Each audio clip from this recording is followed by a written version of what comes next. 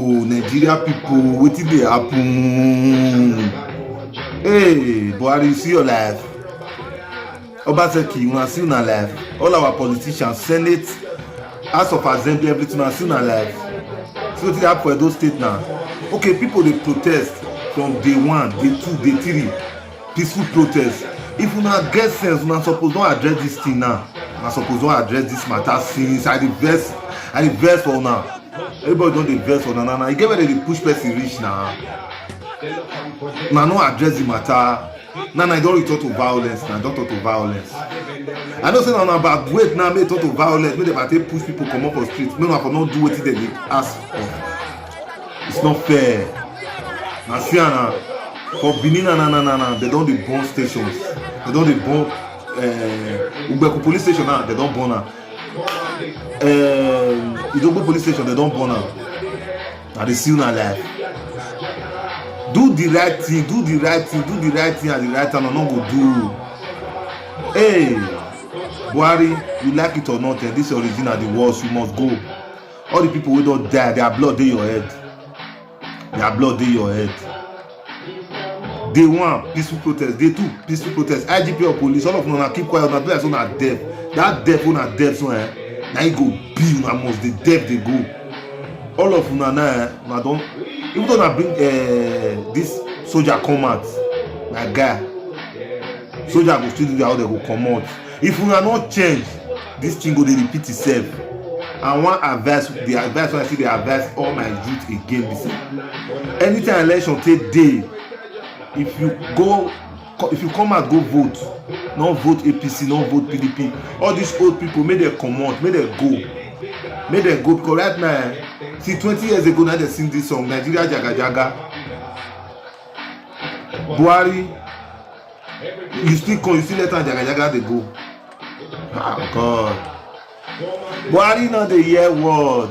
Presidency not the hear word. Nobody the hear word. Nobody they listen to the youth. Una let them they protest. First day, second day, third day. If una get on, I don't say waiting, they repeat itself like that. Una no address and I don't say go result to violence. Hey, see now, see what they happen. Voila. People wey dey abroad now, they no go fit go house. Children wey dey born for here now, they go fear to go house because police go harass them say they be their own boys. They see life. Hey God. God help Nigeria. Everybody, if you know say you dey authority, you dey position to take help this country and you no wan help this country Nigeria, your generation will not go no peace. You know say you get authority, you fit talk one thing wey go fit stop the killing and the police brutality for this country, and you keep quiet, you close your eye, you dey watch. You no wan talk. I don talk my own. Thunder. I go to fire your generation, fire your generation, because everybody now don't diverse. You cannot push somebody to the wall like that. You have to push person. You get where you push and reach. If you not feel pass there, the person will retaliate, will come back to you. Then that time you go here, you go collect. I think I don't collect now. More than bring soldier come out now. Those soldiers want to come out. Not be their own children, they want to still keep for street. Now their children they will still keep for street now. They understand? So their own children now they go still keep for street. If una bring soldier come and make come keep people. Okay, people do peaceful protest. Now no hear wetin they talk. Now no one listening. Now no one do anything. Abi? Now they form which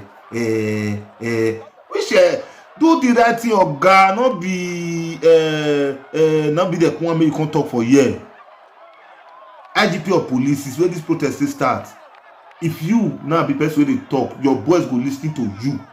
If your boys listen to you finish, protest go stop. Okay, then they protest, your boys see they kill people, they go. See they extort people, they collect money from them. Why? Una go they talk another thing for Twitter, they talk another thing for television, they do the wrong thing for real life. Una say protest they cause the protesters they know they obey COVID-19 this thing. They don't obey COVID-19 rules and regulations. But when we do election for Edo State, crowd will come for an election campaign in many. Now to do. That country needs restructuring. And we need to put the right people in the right place now. The only solution to that country now, when you say somebody will do bad thing, once you find the person guilty, the person will go for it, no matter the son of the person, no matter who the person, no matter who be papa, the person will go for it. If not, things will continue like this. Yes, now, things will continue like this.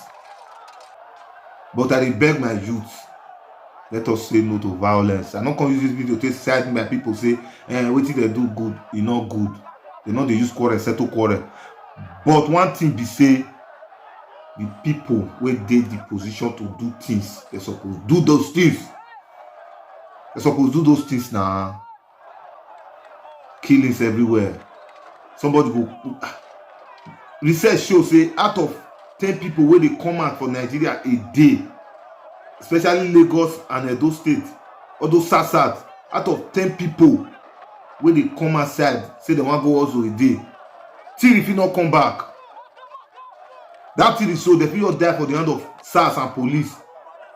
Is it fair? Boko Haram dey kill people, dey go. Una not say una carry soldier go there o. Nothing. Una say na wan use soldier take pursue peaceful protesters. No wahala. No see how they go. But Buhari, you know the hear word. Our government, when I sit down on top of money, I do like say nothing they happen. Everybody, people don't wake up now.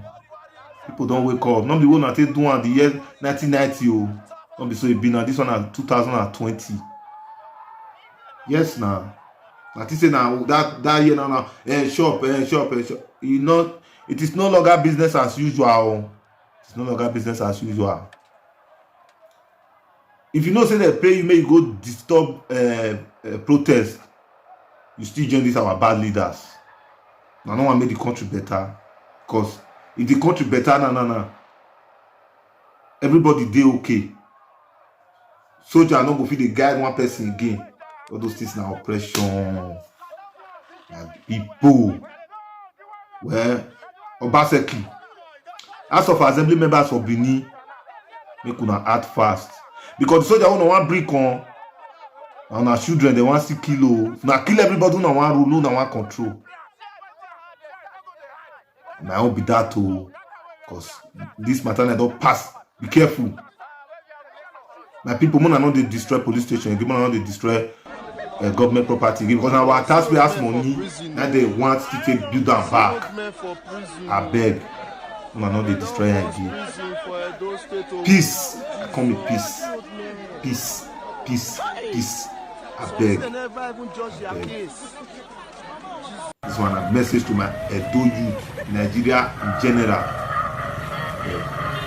Let there be peace.